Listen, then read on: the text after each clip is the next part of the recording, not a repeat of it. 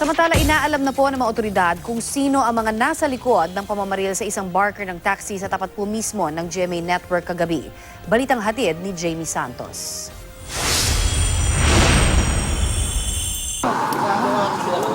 Pasado alas 11 ng gabi, nang magulantang ng sunod-sunod na putok ng baril ang mga taxi driver na nakapila sa tapat ng GMA. Akala raw nila nung una paputok lang, pero laking gulat daw nila nang makitang duguan na ang barker ng taxi at napaupo na lang sa kalsada. Agad tumawag ng rescue team ang GMA pero inabot ng ilang minuto bago may dumating na ambulansya. Isinugod sa ospital ng ambulansya ng Barangay South Triangle ang biktima. Kwento ng mga taxi driver, bagaman malapit sa pila nila ang insidente, di raw nila naaninag ang mukha ng mga salarin. 5 putok. 5 sa pakpak, akakaw nga, limitador lang eh.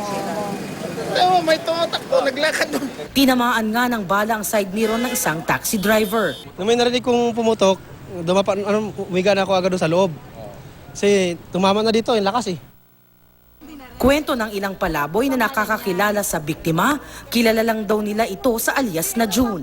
Patawid daw sana sila papalapit sa biktima nang bigla na lang itong tambangan ng mga suspect. Kaya naman daw napaatras na lang sila. Nakita niyo po ba kung sino yung bumarel? Kung nakadmotor, naglakad lang, tumakbo?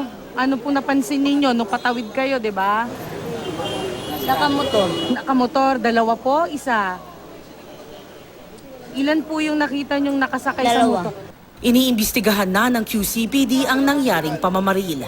Jamie Santos, GMA News.